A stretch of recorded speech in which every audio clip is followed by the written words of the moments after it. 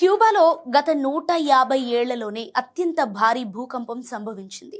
దీని తీవ్రత రెక్టర్ స్కేల్పై 6.1గా నమోదైంది. క్యూబా పశ్చిమ ప్రాంతంలో గల మంటువా పట్టణానికి వాయువ్యంగా 104 కిలోమీటర్ల దూరంలో, భూమికి 26 కిలోమీటర్ల లోతులో దీని కేంద్రం ఉంది.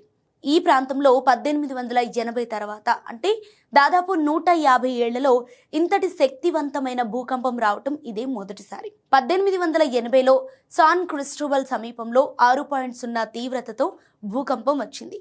ఈ ప్రకంపనలు కేవలం క్యూబాలోనే కాకుండా కరీబియన్ ప్రాంతం, మెక్సికో గల్ఫ్, అమెరికాలోని ఫ్లోరిడాని కూడా తాకాయి. ఈ భూకంపం వల్ల ప్రస్తుతానికి ఎలాంటి ప్రాణ నష్టం లేదా పెద్ద ఆస్తి నష్టం జరిగినట్లు నివేదికలు అందలేదు. అయితే భయాందోళనతో జనాలు ఇళ్ల నుంచి బయటకు పరుగులు తీశారు.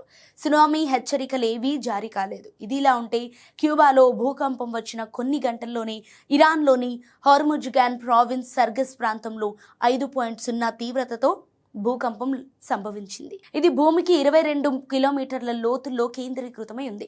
సో ఇక్కడ కూడా ఇప్పటి వరకు ఎలాంటి ప్రాణ లేదా ఆస్తి నష్టం సంభవించినట్లు సమాచారం లేదు.